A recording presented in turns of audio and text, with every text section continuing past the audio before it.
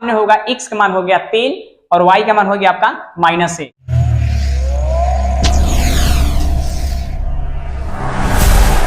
Hello student, आज हम लोग पढ़ने वाले हैं सारणी के एक्सरसाइज 4.6 जो कि अभिहू के व्युत्क्रम द्वारा रैखिक समीकरण के निकाय का हल। आज हम लोग इस टॉपिक पे विशेष रूप से चर्चा करेंगे जो कि सबसे बेहतरीन टॉपिक है, जो कि ध्यान देते हैं। यहाँ पर मान लीजिए कि कोई रैखिक समीकरण 1 है, 2 है, 3 है। पहला में जो है a1x plus b1y plus c1z बराबर d1, यहाँ a2x plus b2y plus c2z बराबर d2, यहाँ पर a3x plus b3y plus c3z बराबर यहाँ पर d3 है। मान लीजिए कि ये समीकरण 1 है, ये समीकरण 2 है और ये समीकरण क्या है, यहाँ पर 3 है। इस सारणिक रिलेशन का डिटरमिनेंट का एक्सरसाइज 4 क्या है, यहाँ पर 6 है, जो कि आज हम लोग पढ़ने वाले हैं। यहाँ पर ध्यान दीजिए, मान लीजिए कि यहाँ पर क्या समीकरण है, 1 2 3 है। पहले यहाँ पर ध्यान देते हैं कि इस तरीके से अभिहू हम लोग जो अभिहू के फॉर्म में जब लिखेंगे किसी भी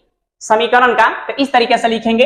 ध्यान दीजिए यहाँ पर है देखिए a1 b1 c1, a2 b2 c2, a3 b3 और यहाँ पर है c3। तो इस तरीके से लिखेंगे पहले a1 b1 c1, a2 b2 c2, a3 b3 और यहाँ पर c3। जो पहला मान लिखेंगे ना, यहाँ पर a बराबर लिखेंगे, इसको a हम मानेंगे, है ना। इसके बाद जो इस तरीके से होगा जिसमें गुना किया गया होगा जिस समीकरण से, यहाँ पर x बराबर लिखेंगे x y z। अब ध्यान दीजिए यहाँ पर अगर हम गुना करते हैं इसको, अगर a1 में x से हम गुना करेंगे तो a1x, फिर प्लस y में b1 से हम गुना करेंगे, क्या होगा b1y। जो हम लोग मैट्रिक्स में गुणनफल जो हम लोग जब पढ़े थे, गुना हम लोग पढ़े थे, तो इस तरीके से हम लोग क्वेश्चन पढ़े हुए थे। अब यहाँ पर ध्यान दीजिए, यहाँ पर c1 क्या होगा, z होगा, सभी प्लस में बराबर किसका होगा, यहाँ पर d1। तो इसी प्रकार से सभी गुना किया हुआ है। तो यहाँ पर जो है पहले लिखेंगे यहाँ पर a के मान, a बराबर a1 b1 c2 इस प्रकार से लिख लेंगे। इसके बाद x जो इसके साथ जो गुना किया हुआ है। अब देखिए यहाँ पर x y यहाँ पर z हो गया और b जो होगा d1 d2 यहाँ पर d3 होगा। अब यहाँ पर ध्यान देखिए, तब समीकरण निकाय जो होगा, जो ax है यहाँ पर a, जो ax है किसके बराबर है, यहाँ पर b के बराबर होगा। अब ध्यान दीजिए, तो e है a इंटू में यहाँ पर है x का मान है बराबर यहाँ पर b का मान है। यानी कहने का मतलब जो यहाँ पर ax है, जो यहाँ पर ax है किसके बराबर है, यहाँ पर b का। जो ax है किसके बराबर है, यहाँ पर b का। तो इसको लिख सकते हैं ना कि x बराबर a इनवर्स क्या हो गया, यहाँ पर b होगा, क्योंकि x बराबर इनवर्स यहाँ पर b होगा। अब ध्यान दीजिए, यहाँ पर मान लीजिए यहाँ जो था ax बराबर b था, तो x बराबर क्या होगा, 1/a इंटू b लिख सकते हैं कि नहीं लिख सकते हैं, लिख सकते हैं घातांक के नियम से। तो यहाँ पर जो होगा x बराबर यहाँ पर लिख सकते हैं ना a इनवर्स b होगा। तो x का इस तरीके से मान निकाल लेंगे हम लोग। यहाँ पर जो x का जो मान है x y z का, तो इस समीकरण से हम लोग x y z का मान निकालेंगे। तो x बराबर a इनवर्स b हम लोग ज्ञात करेंगे। यहाँ पर ध्यान दीजिए, ठीक है। तो यहाँ ध्यान दीजिए, स्थिति 1 में क्या कहता है कि यदि a एक व्युत्क्रमणीय अभिहू है, तो व्युत्क्रमणीय अभिहू कब होगा, जब a नॉट इक्वल टू 0। जब हम किसी सारणी का मान निकालेंगे, अगर a का मान 0 नहीं आना चाहिए तो होगा व्युत्क्रमणीय अभिहू, है ना। तब इसका अस्तित्व होगा कि जो इसको हम इनवर्स ज्ञात कर सकते हैं। यहाँ पर ध्यान दीजिए, तब इसके व्युत्क्रम का अस्तित्व है तब ax बराबर क्या है, यहाँ पर ax बराबर b से।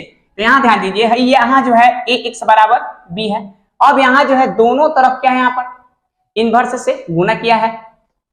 तो यहाँ पर a इनवर्स हो गया, a का a हो गया, x का x हो गया, फिर a इनवर्स यहाँ पर b है। तो a इनवर्स a किसके बराबर होता है, i के बराबर होगा, x का x है, फिर यहाँ पर है a इनवर्स इंटू में b है, फिर x बराबर क्या होगा, a इनवर्स यहाँ पर क्या होगा, b होगा। तो इस तरीके से निकाल सकते हैं। नहीं तो समझने के लिए जो इसके पहले जो बताए हैं उस तरीके से समझने के लिए हम बताएं।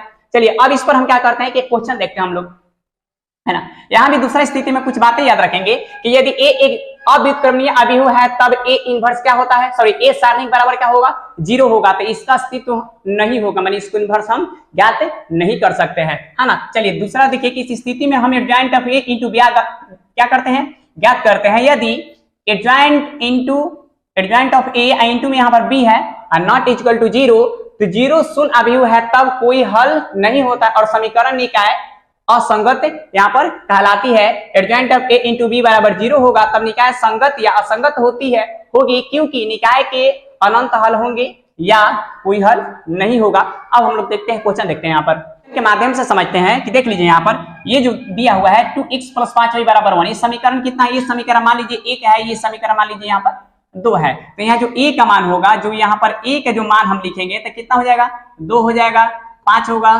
3 होगा, यहाँ पर 2 होगा, यही ना होगा। इसके बाद x का जो मान लिखेंगे तो क्या होगा, यहाँ पर x और यहाँ पर y होगा। चलिए अब जो होगा b का मान जो लिखेंगे, b का मान क्या लिखेंगे हम, 1 और यहाँ पर 7 होगा। तो आप बिहू के फॉर्म में सजा दिए कोई समीकरण जो दिया होगा तो चलिए अब हम क्या करते हैं यहाँ पर, अब हम इसको पहले ए सारणी का हम मान निकालेंगे। तो ए सारणी के जब मान निकालेंगे तो यहाँ पे हम गुना करेंगे तो हो जाएगा 4, आई हो जाएगा 15, ये कितना हो जाएगा आपका माइनस यहाँ पर 11 हो गया।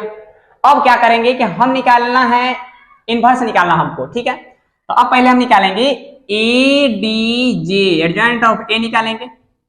एडजॉइंट ऑफ ए कैसे निकालेंगे तो यहाँ पर ध्यान दीजिए, ये जो है हम अदला बदली कर देंगे। तो यहाँ जो है आपका 2 हो जाएगा, ठीक है, यहाँ भी 2 हो जाएगा, 3 चल जाएगा ऊपर और 5 आ जाएगा नीचे। बस शर्ते क्या होगा, चिन्ह को चेंज कर देंगे, चिन्ह को हम चेंज कर देंगे। उसके बाद क्या करेंगे, हम परिवर्त इसको कर देंगे, इसको हम परिवर्त कर देंगे। अगर यहाँ समझ में नहीं आएगा तो इसके पहले वाले वीडियो में देख ले कि पूरा बेसिक से हम पढ़ा चुके हैं, ठीक है।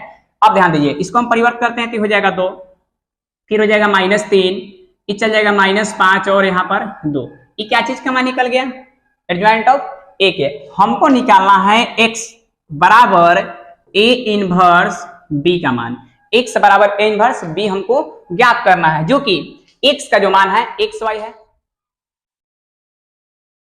x बराबर a इनवर्स b ज्ञात करना है, तो जो x का मान है यहाँ पर x और क्या है y है, और जो एडजॉइंट ऑफ ए, तो अब a इनवर्स का मान निकालेंगे तो 1/a सारणी, इसके बाद ए डी जे और यहाँ पर a लिखेंगे, आई इंटू में b करेंगे, तो एडजॉइंट ऑफ ए। तो अब यहाँ जो होगा x और y, यहाँ पर इसको लिखते आएंगे तब तो हम x y का मान निकालेंगे, है ना। चलिए अब यहाँ पर a सारणी का मान निकाले हैं -11। चलिए इसका जो हम मान निकाले हैं, अब देख लीजिए यहाँ पर इसका जो मान निकाले है कितना है, यहाँ पर 2 और -5, ठीक है। चलिए यहां जो है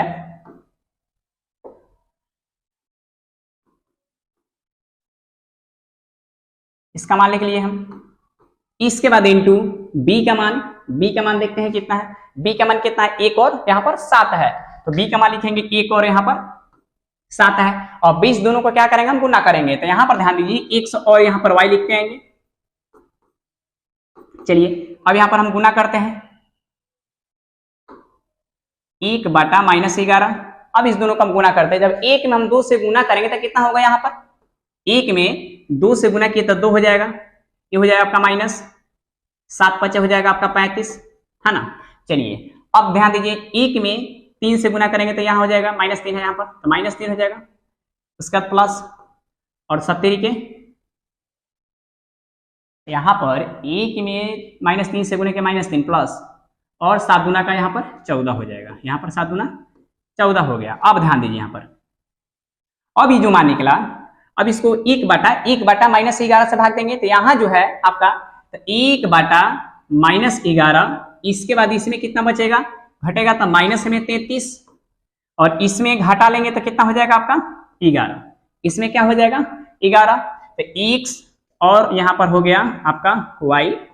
चलिए अब ध्यान दीजिए, ये जो है 1/11 से गुना हम करेंगे तो यहाँ हो जाएगा आपका -3 हो जाएगा, -3 हो जाएगा, 11 -11 से तो माइनस ही प्लस हो जाएगा, 11 33, यानी यहाँ पर जो होगा यहाँ पर +3 हो जाएगा और ये -11 कट जाएगा, तो यहाँ जो हो जाएगा -1 हो जाएगा। तो यहाँ पर ध्यान दीजिए, जो इसके सामने होगा x का मान हो गया 3 और y का मान हो गया आपका -1, है ना। तो यहाँ जो होगा x का मान हो गया आपका 3 और y का मान यहाँ पर हो गया -1। तो इसी प्रकार से कोई भी समीकरण होगा उसको अभिभू के फॉर्म में पहले इस तरीके से बदलेंगे, उसके बाद हम इस तरीके से हम इनवर्स ज्ञात हम लोग कर लेंगे। अगर मेरा वीडियो अच्छा लगे तो लाइक एंड सब्सक्राइब जरूर करें।